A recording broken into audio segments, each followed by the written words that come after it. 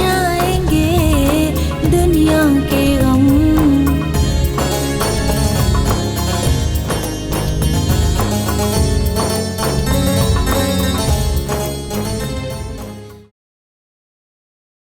أعوذ بالله من الشيطان الرجيم بسم الله الرحمن الرحيم قل هو الله أحد الله الصمد لم يلد ولم يولد ولم يكن له كفوا أحد صدق اللہ العظیم۔ بسم اللہ الرحمن الرحیم۔ السلام علیکم۔ آج 17 رمضان المبارک ہے اور آج کے دن دو اہم واقعات رونما ہوئے۔ حضرت عائشہ رضی اللہ تعالیٰ عنہ ان کے وصال کا دن، جس کے بارے میں ہم کل جو روزہ گزرا اس میں ان کی سیرت مبارکہ کے بارے میں ہم گفتگو کر چکے ہیں۔ آج کا دن ایک اور کامیابی اور فتح کے لیے بڑا مشہور ہے۔ 17 رمضان المبارک جمعہ کا دن، غزوہ بدر، جب 313 مسلمانوں نے 1000 کفار کے لشکر پر فتح پائی۔ وہ 313 تھے اور کفار 1000۔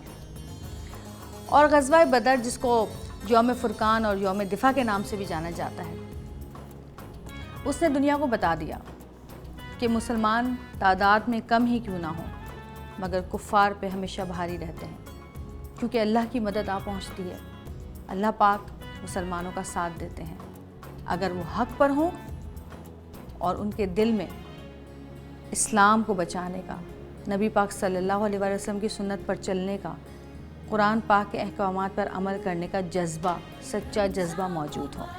یہ وہ وقت تھا جب نبی پاک صلی اللہ علیہ وآلہ وسلم نے اپنے دفاع کے لیے تلوار اٹھائی اور کفار کو بتا دیا کہ مسلمان تعداد میں کتنے ہی کم کیوں نہ ہوں، ان کا ایمان اللہ پر ایمان اتنا بڑا ہوتا ہے کہ وہ بڑے سے بڑے لشکر کو بھی دور ہٹا دیتے ہیں، فتح پاتے ہیں، ہرا دیتے ہیں اور غازی بن جاتے ہیں۔ نبی پاک صلی اللہ علیہ وسلم کا وہ یقین، اللہ پاک پر یقین کہ اللہ پاک ان کا ساتھ دے گا، اس یقین نے 313 مسلمانوں کو فتح یاب کیا۔ قرآن پاک میں اللہ پاک ارشاد فرماتے ہیں، اللہ نے تم لوگوں کی مدد فرمائی بدر میں جبکہ تم لوگ کمزور اور بے سر و سامان تھے، بس تم اللہ سے ڈرتے رہو تاکہ تم شکر گزار بنو۔ جبکہ تم کمزور تھے، یعنی مسلمان صرف 313، کفار کا لشکر 1000، مسلمانوں کے پاس صرف 70 اونٹ، کفار کے لشکر کے پاس 700 اونٹ، مسلمانوں کے پاس صرف 2 گھوڑے، کفار کے پاس گھوڑوں کی بھرمار، مسلمانوں کے پاس صرف 8 جنگی لباس، اور کفار مکہ جنگی لباسوں سے لبریز۔ مسلمانوں کے پاس صرف 7 تلواریں، جبکہ ان کے پاس کثیر تعداد میں جنگی سامان موجود۔ اس کے باوجود مسلمانوں نے فتح پائی، کیونکہ نبی پاک صلی اللہ علیہ وسلم نے جب اللہ سے فرمایا کہ یا اللہ، اگر یہ لشکر بھی مسلمانوں کا آج شہید ہو گیا تو اس روئے زمین پر آپ کا نام لینے والا کوئی نہ ہوگا۔ اللہ پاک کو یہ کب گوارا تھا کہ اس کے پیارے محبوب حضرت محمد مصطفیٰ صلی اللہ علیہ وآلہ وسلم ایمان پر ہوتے ہوئے بھی، حق پہ ہوتے ہوئے بھی شکست پائیں۔ سو انہوں نے فرشتوں کو بھیجا، آسمان سے فرشتے اترے، حضرت جبرائیل 500 فرشتے لے کر اترے، حضرت میکائیل 500 فرشتے لے کر اترے، اور ان فرشتوں نے مسلمانوں کا ساتھ دیا۔ رات جب مسلمان سوئے تو ان کو ایسی اونگ آئی، ایسی نیند اللہ پاک نے ان کو عنایت فرمائی کہ وہ تھوڑی سی اونگ میں، تھوڑے سے وقت کی نیند میں اتنے زیادہ تر و تازہ ہو گئے کہ ان کی ساری تھکان اتر گئی۔ اس کے بعد اللہ پاک نے بارش برسائی، تو وہ جگہ جہاں ریتیلی زمین پر وہ لوگ موجود تھے جہاں چلنے سے پاؤں تک نہ جم پا رہے تھے، جب وہاں بارش ہوئی تو ریت جم گئی اور ان کے پاؤں جمنے لگے، اور بارش سے پانی کے چھوٹے چھوٹے حوض بن گئے، جس سے انہوں نے اپنی پیاس جو ہے وہ بجھائی۔ اور جب فرشتوں کی مدد آ پہنچی تو لشکر کفار کو شکست ہوئی۔ کفار مکہ حیران رہ گئے، دنگ رہ گئے کہ یہ ان کے ساتھ ہوا کیا۔ 313 مسلمان اور 1000 کفار مکہ، اور فتح پائی مسلمانوں نے غزوہ بدر کے موقع پر۔ تو آج ہمیں اس چیز سے یہ سبق ملتا ہے کہ اگر مسلمان حق پہ ہوں گے، اگر مسلمان کے دلوں میں سچی لگن ہوگی، اگر مسلمان سنت پہ چلیں گے نبی پاک صلی اللہ علیہ وآلہ وسلم کی، اور اللہ پاک کے احکامات پہ عمل کریں گے، تو اگر وہ تعداد میں کم ہی کیوں نہ ہو، دنیا میں وہ ان تمام ظالموں پہ، ان تمام کفار پہ فتح پائیں گے جو ان پر ظلم کر رہے ہیں۔ آج دنیا میں کیا ہو رہا ہے؟ جگہ جگہ مسلمانوں پر ظلم کیا جا رہا ہے۔ آپ کہیں بھی نظر اٹھا کے دیکھ لیں، کشمیر میں دیکھ لیں، اسرائیل کی طرف دیکھ لیں، کہیں پہ بھی نظریں اٹھا کے دیکھیں، ہر جگہ مسلمان جو ہے وہ ظلم کا شکار ہو رہے ہیں، مارے جا رہے ہیں۔ ہر جگہ مسلمان در بدر ہیں، تکلیف میں ہیں، بوڑھے، بچے، مائیں، عورتیں، جوان، ہر جگہ ان کو شہید کیا جا رہا ہے۔ اس کی وجہ کیا ہے؟ کیونکہ ہم ایک نہیں ہیں، ہم کم ہوں مگر ایک ہوں، ہمارے دل میں ایمان ہو، لگن ہو، حق سے لڑنے کی لگن ہو، سچ کہنے کی لگن ہو، سچ کا ساتھ دینے کی لگن ہو، اللہ پاک پہ بھروسہ ہو، تو ہم سب ایک ہو کر ان تمام ظالموں کا مقابلہ بہت آرام سے کر سکتے ہیں۔ تو اللہ سے دعا کریں آئیے کہ اللہ پاک ہم تمام مسلمانوں کو، دنیا کے تمام مسلمانوں کو ایک کر دے، ایسا پکا ایمان کر دے مسلمانوں کا کہ جس طرح وہ 313 1000 پر غالب آئے تھے، ہم تمام مسلمان دنیا کے تمام ظالموں پر غالب آ جائیں۔ کاش کہ ایسا ہو۔ دعا کرتے ہیں اللہ سے کہ اللہ پاک مسلمانوں کو ان کے ایمان کے ساتھ آپس میں جوڑ دے۔ ظلم کی چکی میں جو ہم لوگ پس رہے ہیں، ہم بھی فتح یاب ہوں، ہم بھی فتح حاصل کریں۔ وہ تو صرف 313 تھے، ہم تو کتنے سارے ہیں ماشاءاللہ۔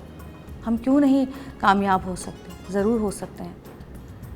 کاش اللہ پاک ہماری اس دعا کو سن لے کہ ہم غزوہ بدر کے غازیوں کی طرح ان ظالموں سے لڑیں اور فتح یاب ہوں۔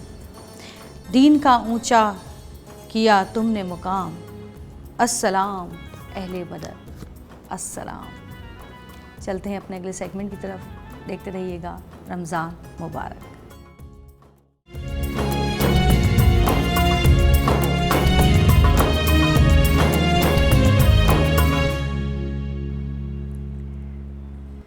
ہمارے محترم جناب علامہ ڈاکٹر جمیل راٹھوڑ صاحب ہمارے ساتھ آج پھر موجود ہیں۔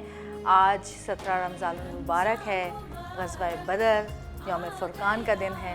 تو آج ہم بات کریں گے کہ ہمارے اسلام میں ایک مسلمان کی حیثیت سے ہم پر جہاد کی کتنے فرائض ہیں اور کس کس طرح سے ہم جہاد کر سکتے ہیں، اور آج کے دن کا جو ہمارے اسلام میں، ہمارے رمضان میں جو اہمیت ہے یوم فرقان کی، وہ کیسے ہے اور کس طرح سے ہے۔ السلام علیکم۔ وعلیکم السلام ورحمۃ اللہ وبرکاتہ۔ آج کا دن بہت اہم دن ہے ہم سب کے لیے، اور ایک تاریخ ہے غزوہ بدر کی۔ میں آپ سے پہلے سوال یہ کرنا چاہتی ہوں کہ آپ غزوہ بدر کے بارے میں سب سے پہلے تو ہمیں بتائیں، اور یہ ضرور بتائیں کہ جہاد کی کیا اہمیت ہے ایک مسلمان کی زندگی میں۔ بسم اللہ الرحمن الرحیم۔ تاریخ حق و باطل میں خیر و شر کے لاکھوں معرکے برپا ہوئے، کروڑوں لوگوں نے جام شہادت نوش کیا، لیکن واقع بدر ان سب سے اس لحاظ سے فرق رکھتا ہے، یوم الفرقان اس کو کہتے ہیں اس لیے کہ فرق والا، حق و باطل کی تمیز والا، سچائی اور برائی کی تمیز والا۔ تو یہ واقع بدر، معرکہ بدر تاریخ انسانیت کا وہ معرکہ ہے کہ جس میں وقت کے بڑے بڑے ظالم لوگوں کے بالمقابل میں مظلوموں نے سر اٹھا کر جینے کی رسم ایجاد کی۔ اچھا۔ واقع بدر وہ ہے کہ جس میں جھوٹوں کے بالمقابل اللہ نے سچوں کا سر فخر سے بلند کیا، اور میں کہوں گا کہ وقت کے فرائض نماردہ اور دہشت اور وحشت اور دہشت گردوں کے بالمقابل اللہ تبارک و تعالیٰ نے ان کے زوم باطل کو بدر کے تپتے ہوئے ریگزاروں میں لہو لہو ہوتے ہوئے دیکھا۔ تو غزوہ بدر واضح طور پر دنیا میں تمیز کرتا ہے، حقوق انسانی کا ایک بہترین چارٹر ہے۔ اس کے بعد انسان تو تھا، انسانیت اس کے بعد آئی ہے۔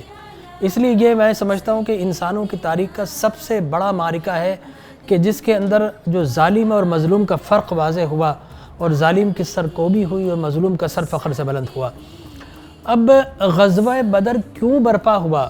فوری عوامل تو بے شمار تھے، لیکن میں یہ سمجھتا ہوں، میری اپنی یہ سوچ ہے کہ غزوہ بدر تو اسی دن برپا ہو گیا تھا کہ جس دن فاران کی چوٹیوں سے آفتاب نبوت طلوع ہو رہا تھا اور اندھیرے اپنی بقا کی جنگ لڑنے کے لیے صف بندی کا آغاز کر رہے تھے۔ جب سورج طلوع ہوتا نا تو اندھیرے ختم ہوتے، انہوں نے کہا کہ سورج طلوع ہو گیا ہے۔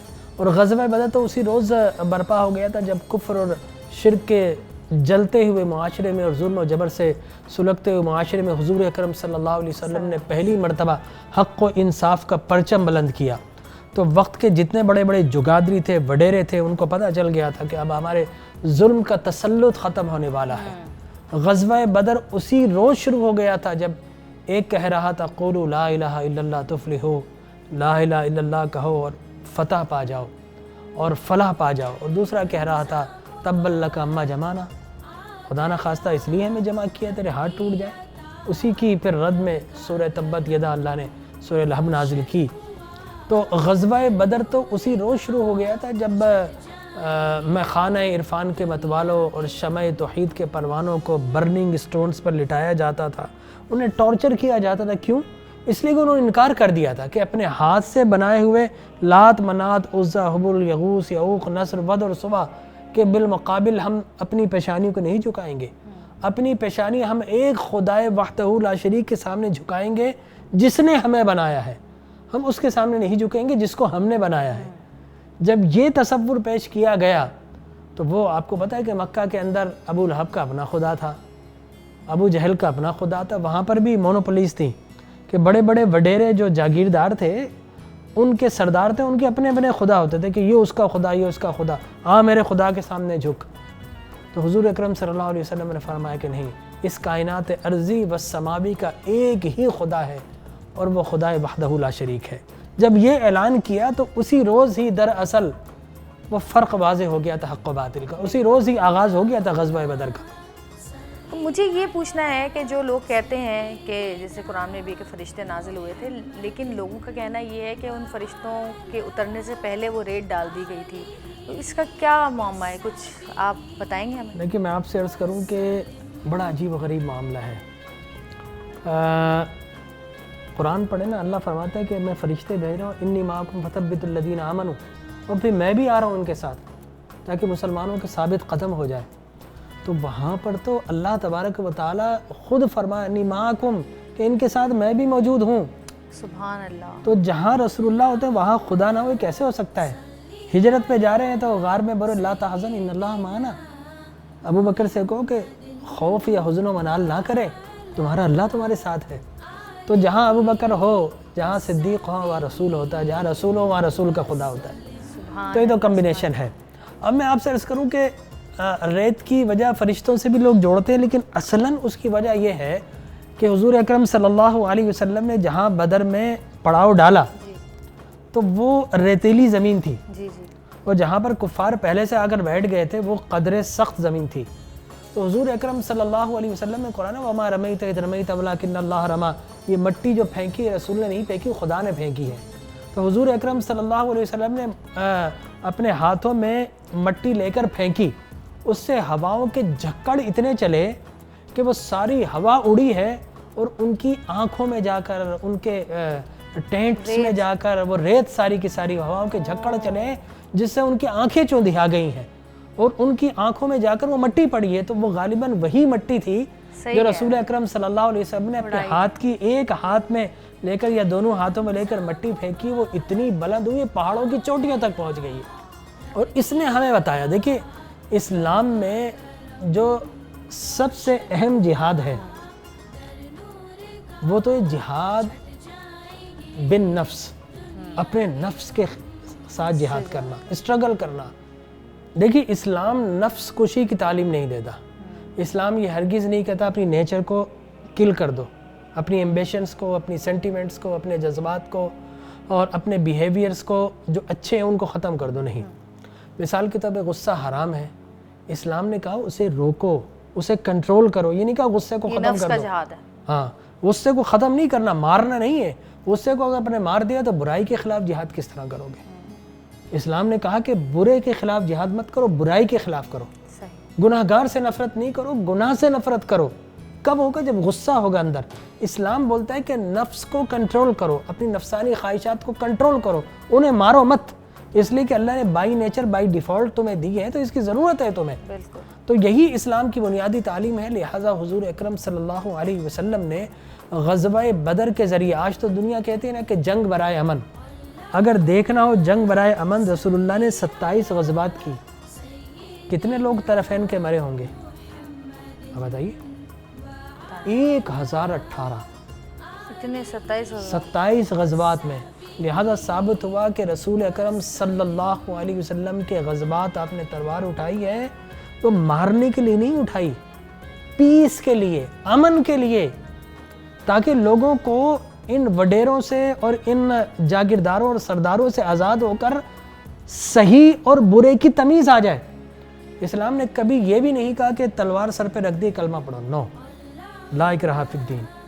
جی وہ قرآن میں وَإِذَا قِيلَ لَهُمْ لَا تُفْسِدُوا فِي الْأَرْضِ قَالُوا إِنَّمَا نَحْنُ مُصْلِحُونَ. ان سے کہا جاتا ہے زمین میں فساد کیوں کر رہے ہو؟ وہ کہتے نہیں ہم تو اصلاح کر رہے ہیں لوگوں کی. بالکل، یہ وہ لوگ ہیں. جی ہاں، تو فساد بنام اصلاح یہ منافقین کا طریقہ. وہ فرمایا من اجل ذالک کتبنا علی بنی اسرائیل. پوری تفصیل ہے کہ جو ایسا کرتے ہیں وہ اللہ رسول سے جنگ کرتے ہیں. انما جزاء الذین یحاربون اللہ ورسولہ ویسعون فی الارض فسادا ان یقتلوا او یصلبوا وتقطع ایدیہم وارجلہم من خلاف او ینفوا من الارض. اگر ایسا کرتے ہیں تو اس کی جرم کے مطابق سزائیں بتائی گئی کہ اس کا ایک طرف کا ہاتھ کاٹ دیں اور ایک طرف کا پیر کاٹ دیں جو زمین میں فساد کرتا ہے، یا اسے قتل کر دے. اس سے کم درجے کا اس نے فساد فی الارض کیا، زمین میں فساد پھیلایا، دہشت و وحشت پھیلائی، تو پھر ایک طرف کا ہاتھ ایک طرف کی ٹانگ کاٹ دے. اس سے کم جرم ہے تو پھر اسے اپنے علاقے سے علاقہ بدر کر دے. یہ دنیا میں سزا ہے، قیامت میں بڑی سزا ہوگی. تو جو دین کو اپنی فرقہ واریت یا پیسے لے کر بنام جہاد اسلام کو بدنام کرتے ہیں، ان کا اسلام سے کوئی تعلق نہیں ہے. وہ تو دوسروں کے ایجنٹ ہیں. ہر دور کے منافق ایسا ہی کرتے رہے ہیں. لہٰذا یاد رکھیے کہ اسلام میں جہاد بالقتال، یا آخری ہے جہاد بالقتال کا مطلب ہے تلوار سے جہاد. پہلا جو جہاد اسلام نے سکھایا وہ اپنے نفس سے سکھایا ہے. قلم کے ساتھ جہاد کرو، اپنے مال کے ساتھ جہاد کرو، اپنے معاشرے میں امن پھیلانے کے لیے اور اسلام کو پھیلانے کے لیے جہاد کرو. پھر اس کے آخری کے اندر پھر جا کر جہاد بالقتال ہے، تلوار کے ساتھ جہاد ہے. اور یہاں پر بھی ریسٹرکشن ہے وَلَا تَعْتَدُوا، حد سے نہ بڑھ جانا. یہ ہے جناب اسلام، اتنی اعلیٰ اقدار کا مذہب ہے. حضرت علی کرم اللہ وجہ الکریم حالت جنگ میں آپ یہ دیکھیں، یہ ہوتا ہے سیلف کنٹرول. کہ آپ نے دیکھا ہوگا کہ ایک کافر جو ہے جب حضرت علی اس پر چڑھ جاتے ہیں، تلوار چلانے لگتے ہیں، تو یہ کنٹرول ہے. ایک سے تلوار کٹ جاتی ہے، سر کٹ جاتا ہے، ایک روک لیتا ہے. تو اس نے جب دیکھا کہ اب میری زندگی کا چراغ گل ہونے والا ہے تو اس نے حضرت علی کے چہرے کی طرف تھوک اچھال دیا. تو آپ نے ایک دم سے ہاتھ روک لیا اور اس کے سینے سے ہٹ گئے. اس نے کہا یہ کیا ہوا؟ میں تو اپنی سمجھ رہا تھا زندگی ختم ہو رہی ہے، مایوسی کے عالم میں نے ایسا کیا تھا. حضرت علی کرم اللہ وجہ الکریم فرماتے ہیں جب تک تو مجھ سے لڑ رہا تھا تو اللہ کی دشمنی میں لڑ رہا تھا. اب تو نے تھوک میری جانب اچھال کر مجھ سے دشمنی کر لی. تو علی اللہ کے دشمنوں کو چھوڑتا نہیں ہے اور اپنے دشمنوں کو مارتا نہیں ہے. سبحان اللہ. تو حضرت علی نے چھوڑ دیا. نتیجہ کیا نکلا؟ ٹھیک ہے، دو چیزیں ہوتی ہیں نا کہ event plus response is equal to result. Event کیا تھا کہ جنگ تھی، حضرت علی مارنے والے تھے، ٹھیک ہے نا، اس نے تھوک اچھال دی، یہ ایونٹ ہے. حضرت علی نے رسپانس کیا دیا؟ اس کو چھوڑ دیا. ریزلٹ کیا نکلا؟ اس کی زبان سے جاری ہو گیا لا الہ الا اللہ محمد رسول اللہ. سبحان اللہ. تو یہ حالت جنگ ہے، یہ اسلام کی یہ تعلیم ہے. یہ لوگ جو اسلام کو بدنام کر رہے ہیں یہ تو دشمنوں کے ایجنٹ ہیں، ان کا کیا تعلق دین سے؟ اور میں آپ سے پوچھتا ہوں کوئی کہے کہ اسلام تلوار سے پھیلا، بھائی انڈونیشیا میں کون سی اسلامی فوج گئی؟ کتنے مسلمان ہیں؟ ٹھیک ہے نا، ملیشیا میں کون سی اسلامی فوج گئی؟ اگر اسلام تلوار سے پھیلتا تو باخدا اسپین میں 800 سال مسلمان حکومت کرتے رہے، ایک بھی نان مسلم نہ ہوتا وہاں پر۔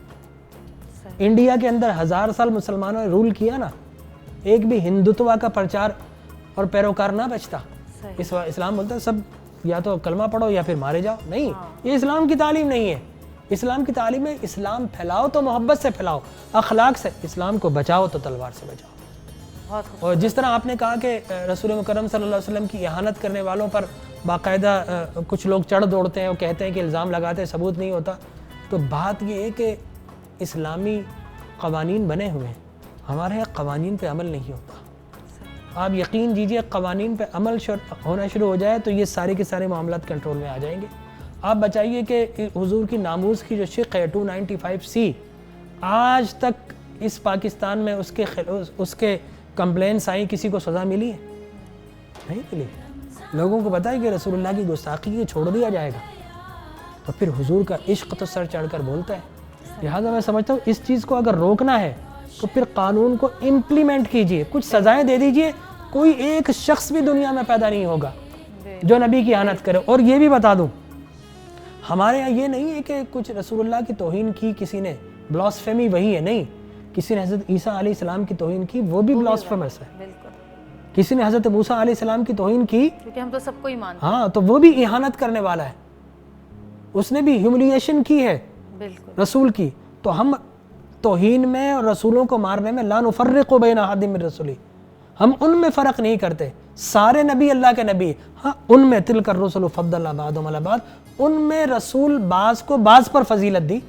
منہم من کلم اللہ، کوئی ان میں سے ایسا تھا جس کو طور سینہ بلا کر شرف کلام کیا، ورفع بعضهم درجات، کوئی ایسا تھا اس کا درجہ اس سے بھی بڑھا دیا کہ موسیٰ وہ ہے جنہیں طور سینہ پر بلوا کر شرف کلام عطا کیا جاتا ہے، اور جس کا درجہ بلند کرنا ہوتا ہے اسے دنا تدل فتدلہ اور قاب قوسین کے مقام پر بلوا کر شرف کلام بھی عطا کیا جاتا ہے، شرف دیدار بھی عطا کیا جاتا ہے۔ سبحان اللہ، سبحان تو یہ فرق ہے، لیکن نفس نبوت میں سارے برابر ہیں۔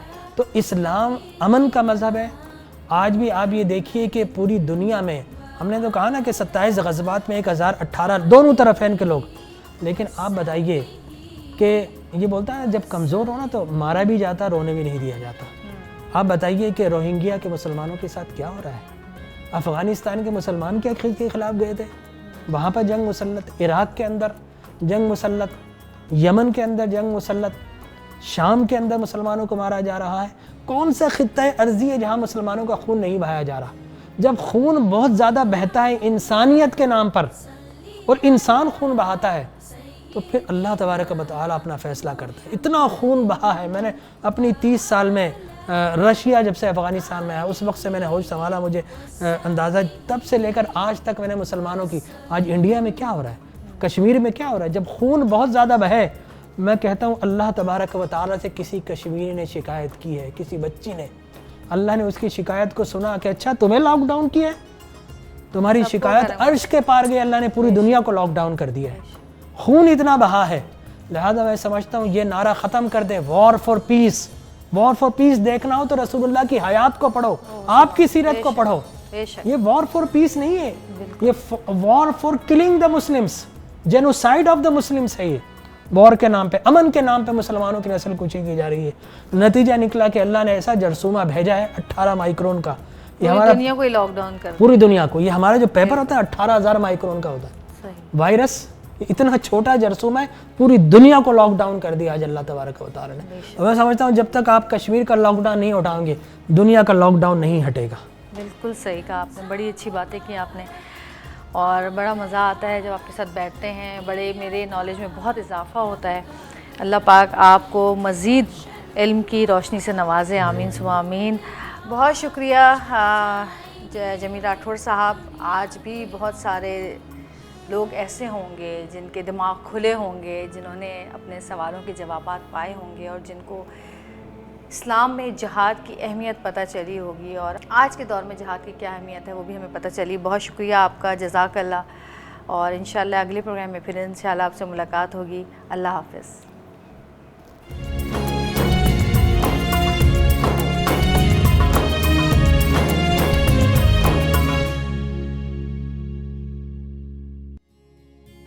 اقصیٰ ہمارے ساتھ موجود ہیں اور اقصیٰ کے آتے ہی نا ہمارے گھر میں میرے، کیونکہ ظاہر اسٹوڈیو تو ہے ہی نہیں، تو میرے گھر میں ایک سر جو ہے نا چاروں طرف پھیلنے لگ جاتے ہیں اور ایک خوبصورت سی آواز جو ہے وہ میرے گھر کے چاروں طرف گونجنے لگتی ہے. اللہ پاک تمہیں اس کا اجر دے اور اللہ پاک تمہاری درجات جو ہیں وہ بلند کرتا جائے اور ایسا وقت جلدی آئے، کیونکہ ہم سب ایسے وقت کے لیے بے قرار ہیں.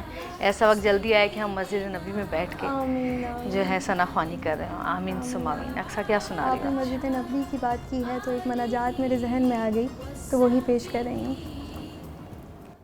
اے سبز گنبد والے منظور دعا کرنا، جب وقت نظر آئے دیدار عطا کرنا. اے نور خدا گھبراؤں گا جب تنہا،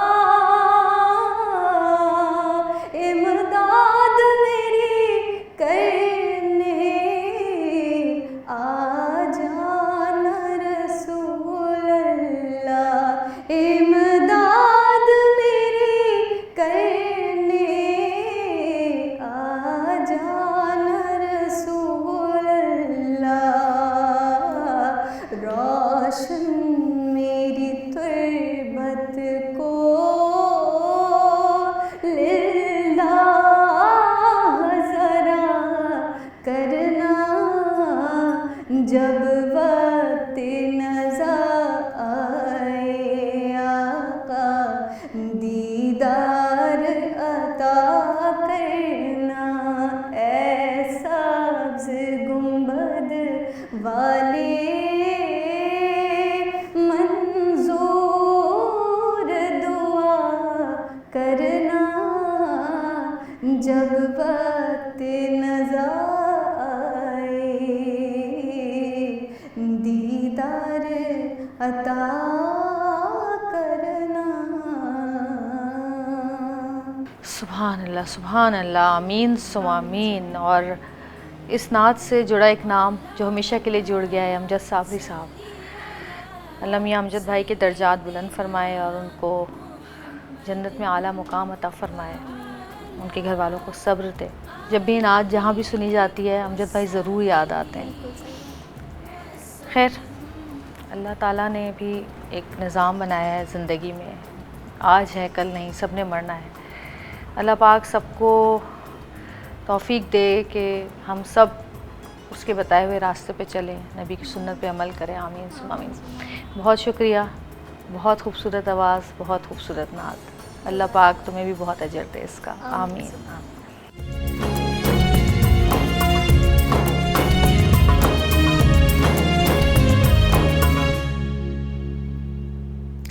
جی، رمضان مبارک میں آپ دیکھ رہے ہیں میرا کچن، اور آج ہم کیا بنانے جا رہے ہیں یہ آپ کو بتائے گی میری بہن ہیرا خان.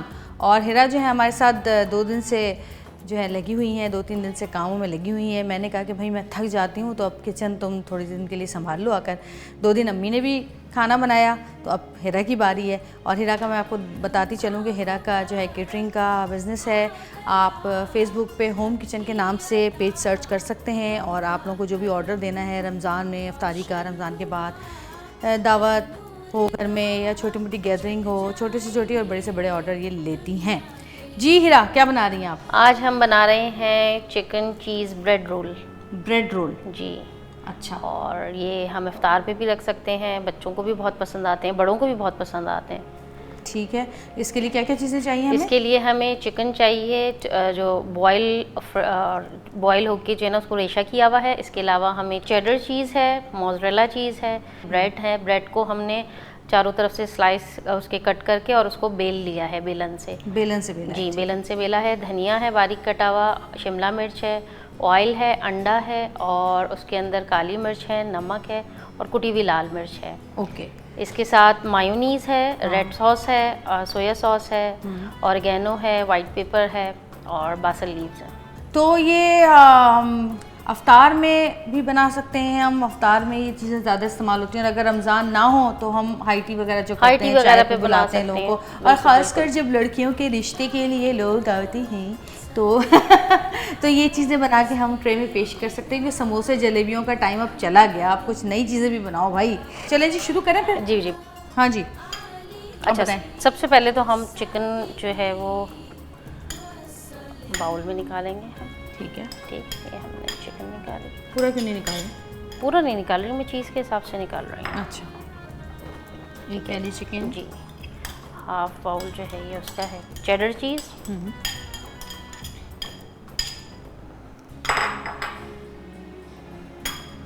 اور یہ ہے موزریلا چیز.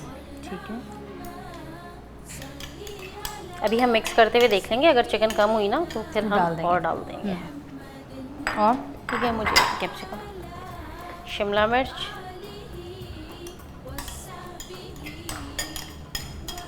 ہرا دھنیا.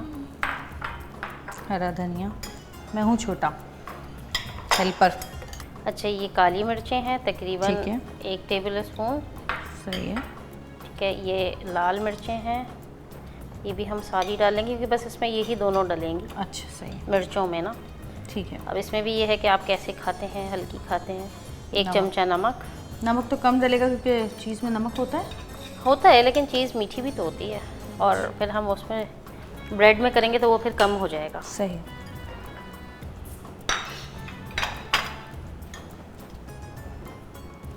اچھا, یہ بھی ہم ایسے ڈالیں گے 2 ٹیبل اسپون.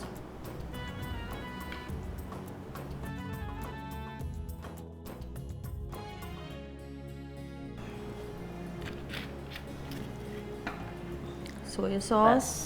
اچھا, میونیز. مزیدار ٹیسٹ آئے گا چیز کے ساتھ سویا ساس اور میونیز اور ریڈ ساس کا. یہ لیں, میں نکالا. یہ کتنا ڈالنا ہے؟ 2 ٹیبل اسپون. یہ تو آپ کو جتنا جوسی چاہیے نا آپ اتنا اس کو ڈال لیں. کریمی, بس جوسی کریمی. اس میں آپ چیز اگر چاہیں چیز کی فلنگ زیادہ کرنی ہے تو آپ اس میں چیز بھی زیادہ ڈال سکتے ہیں. اگر خالی موزریلا چیز کا کرنا ہے تو خالی موزریلا چیز کر سکتے ہیں. خالی چیڈر چیز اگر کرنی ہے تو خالی چیڈر چیز بھی کر سکتے ہیں چکن کے ساتھ, کیپسیکم کے ساتھ. اچھا, یہ وائٹ پیپر ہے, بس یہ تھوڑی سی ڈال لیں انڈے میں. White paper. جی ٹھیک ہے. کیونکہ یہ دکھتی نہیں ہے اور لگتی انڈا پھینٹ کے آپ نے اس میں وائٹ پیپر ڈالا. اور یہ اوریگینو لیوز ہیں. اوریگینو, اور یہ اوریگینو لیوز ہر اسٹور پہ آپ کو آرام سے مل جاتے ہیں. امتیاز پہ, حاجی پہ, ناہید پہ, ہر جگہ یہ مل جاتے ہیں. یہ باسل لیو ہیں. یہ بیسل لیوز ہیں. یہ بھی. بس اچھا, اس کو پھینکیں گے اچھی طرح. نہیں, میں کرتی ہوں, آپ یہ بنائیں جب تک.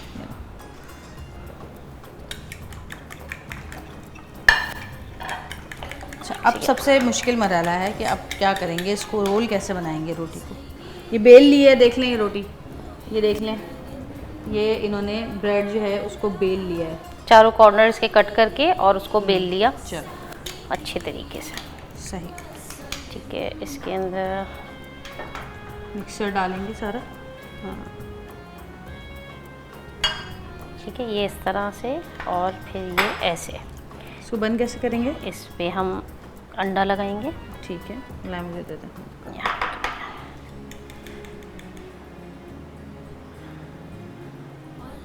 اچھا, اب اس میں ہم 2 طرح سے لگا سکتے ہیں. آپ آخر میں بھی لگا سکتے ہیں پہلے بھی اور پہلے بھی لگا سکتے ہیں. میرے خیال پہلے زیادہ صحیح آئے تھے. وہ آخر میں جو ہے نا وہ یہ اپنا انڈا لگایا ہے اس کو کرنے کے لیے. ٹھیک ہے.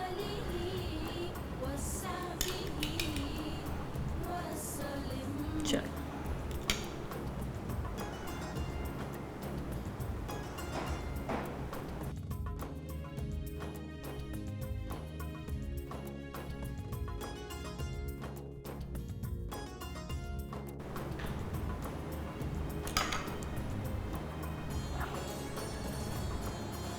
یہ ہم انڈے کی جگہ اس میں پانی بھی لگا سکتے ہیں. پانی سے اچھا, بھی, ہاں پانی سے بھی ہو جاتا ہے. بعض لوگ پریفر کرتے ہیں کہ جی میدے کو پانی کے اندر گھول کے وہ لگا لیں. لئی سے بھی تو ہوتا ہے, جو آٹے کی لئی. ہاں, آٹے کی لئی. لوگ میدے, کیونکہ میدا ہوتا ہے نا تو پھر وہ ٹیسٹ میں فرق نہیں آتا. اگر ہم آٹے سے کریں گے تو تھوڑا سا ٹیسٹ کا ایشو آ جاتا ہے. یہ دیکھیں تو اسی طرح سارے ہم نے جی fill اس کر طرح لینے یہ سارے فل ہو جائیں گے. اس کو اس طرح سے کر کے ہم دبا دبا کے بند کریں گے ٹھیک ہے. تو یہ بند ہو جائیں گے. اچھا جی یہ ہو گئے ہیں اور اب ہم اس کو ڈپ کریں گے انڈے میں. جی انڈے اور پھر میں bread اور crumbs پھر میں. بریڈ کرمز میں. بریڈ کرمس کا ہم بتانا بھول گئے تھے آپ کو, سوری. آپشنل ہے, اگر آپ چاہیں تو کر بھی سکتے ہیں, ورنہ اور بغیر bread آپ نہ crumbs کے چاہیں تو بغیر بریڈ کرمز کے اس کو اسی طرح فرائی بھی کر سکتے ہیں. ٹھیک ہے. ٹھیک ہے. اس کو ہم یہ ہے کہ بریڈ کرمز سے ذرا ایک لک اچھی آ جاتی ہے, کرنچی بھی ہو جاتا ہے, کرسپی کرنچی.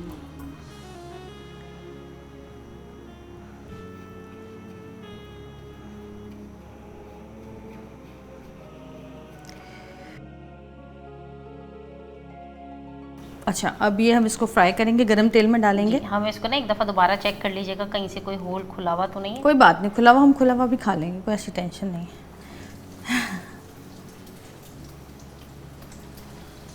اچھا اس میں بھی ساری چیزیں ویسے تو پکی ہوئی ہوتی ہیں, سب اندر بھی سب پکا ہوا ہے, بس اتنی سی دیر کرنا ہوتا ہے کہ اندر کی چیز میلٹ ہو جائے اور اوپر کا بریڈ کرمز جو ہیں یہ اچھے سے فرائی ہو جائیں, سنہری رنگ آ جائے, گلابی رنگ, گلابی گلابی. خوشبو اٹھنی شروع ہو گئی ہے, بڑی اچھی خوشبو اٹھ رہی ہے. اچھا ان چیزوں کی خوشبو بھی بڑی اچھی آتی ہے. یہ تقریباً بن ہی گئے ہیں, تو بہت جلدی بن گئے بھائی. بالکل. اس میں پہلے شروع کا کام تھوڑا ذرا زیادہ دیر کا تھا, اب تو فوراً فرائی ہو گئے. بس چیزیں تھوڑی سی نکالنے میں اور کاٹنے میں ٹائم لگتا ہے اس میں, اور تو بالکل ٹائم نہیں لگتا. وہ گھر میں تو اب ویسے بھی ٹائم ہے خواتین کے پاس تو چیزیں کاٹنے کا اور سب کرنے کا. آج تو بچے افطار میں اور خوش ہو جائیں گے, انہی چیزیں بن رہی ہیں.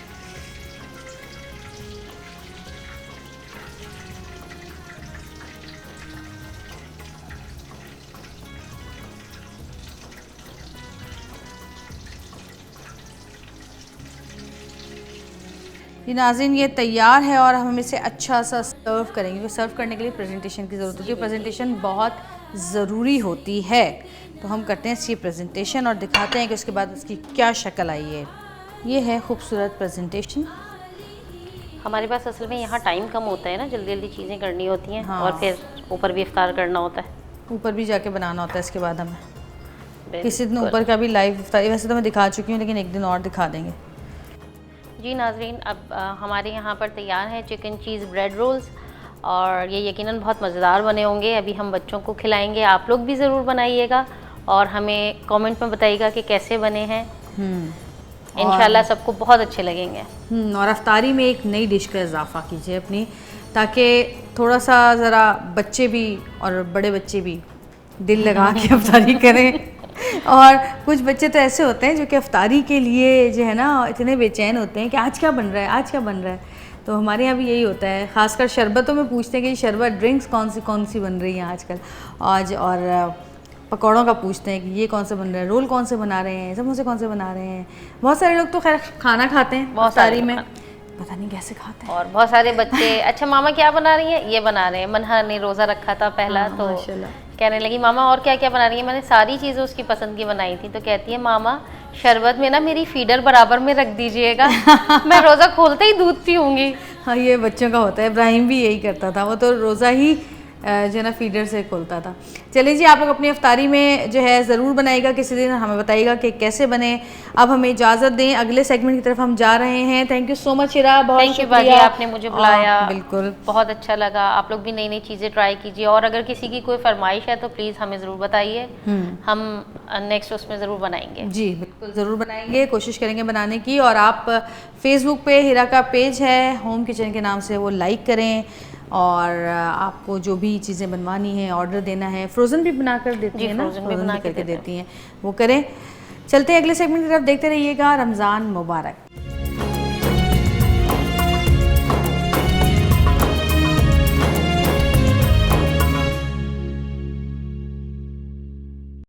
جسے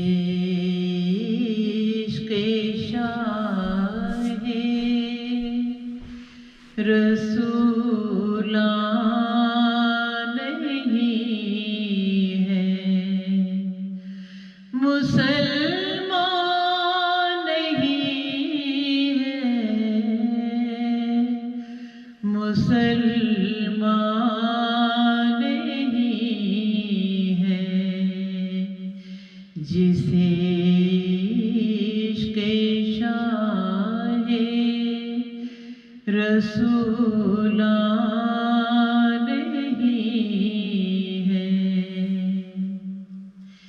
रज़ाई नहीं उसकी ज़ाते खुदा तक,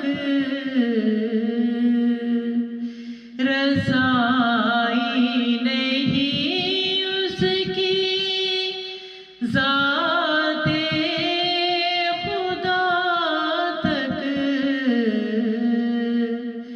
जिसे ज़ाते अहमद का इरफान नहीं है, मुसलमान नहीं है, मुसलमान नहीं है, जिसे इश्क़ शाहे रसूला नहीं है,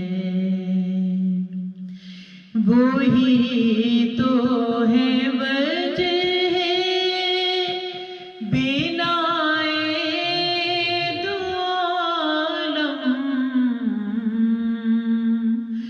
वही तो है वजह बिनाए दो आलम, भला का किस शय पे एहसान नहीं है, जिसे इश्क़ शाहे रसूला नहीं है, मुसलमान नहीं है, मुसलमान नहीं है, रज़ाई नहीं उसकी ज़ाते खुदा तक, रज़ाई नहीं उसकी ज़ाते खुदा तक, जिसे ज़ाते अहमद का इरफान नहीं है, जिसे इश्क़ शाहे रसूला नहीं है, मुसलमान नहीं है, मुसलमान नहीं है।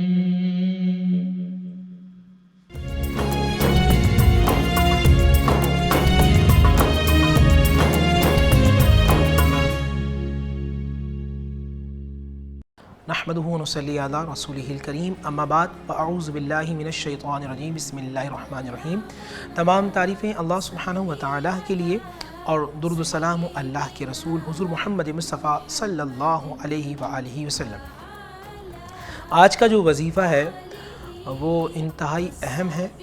अक्सर वो लोग कि जो परेशान रहते हैं रोज़गार के हवाले से, खैर व बरकत के मामलात नहीं होते, घर के अंदर तंगी का मामला रहता है, परेशानी रहती है, बेबरकती रहती है, उनके लिए है एक तो ये कि सबसे पहले आप नमाज़ों के पाबंद रहें, दूसरा बावज़ू रहें, तीसरा आपको अल्लाह सुब्हानहु व तआला के दो इस्म हैं उनकी आपको कसरत करनी है।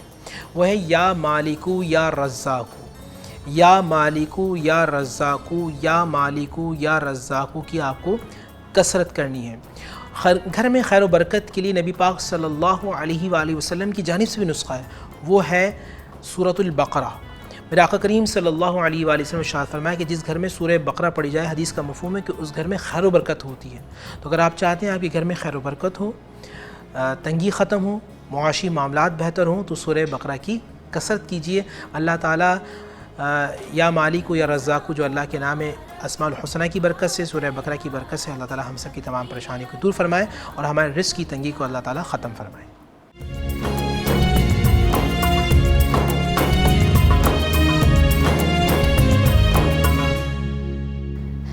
جی ناظرین، آج کا پروگرام بھی آپ کو یقیناً پسند آیا ہوگا۔ اپنے کامنٹس مجھے بھیجتے رہیں، اپنی رائے سے مجھے آگاہ کرتے رہیں۔ آج 17 رمضان جو ہے وہ گزر رہا ہے، یعنی کہ عشرہ مغفرت جو ہے وہ گزر رہا ہے۔ انشاءاللہ ہم اپنی مغفرت اللہ پاک سے ضرور کروائیں گے اس عشرے میں، ہماری دعا تو یہی ہے، اور اللہ پاک ہمیں توفیق دے کہ ہم اپنی مغفرت کروا سکیں مغفرت کے اس عشرے میں۔ مجھے اجازت دیں، کل پھر ملاقات ہوگی۔ دیکھتے رہیے گا رمضان مبارک۔ اللہ حافظ۔ Allah shower your blessings and peace upon our Prophet Muhammad and upon his family and upon his companions.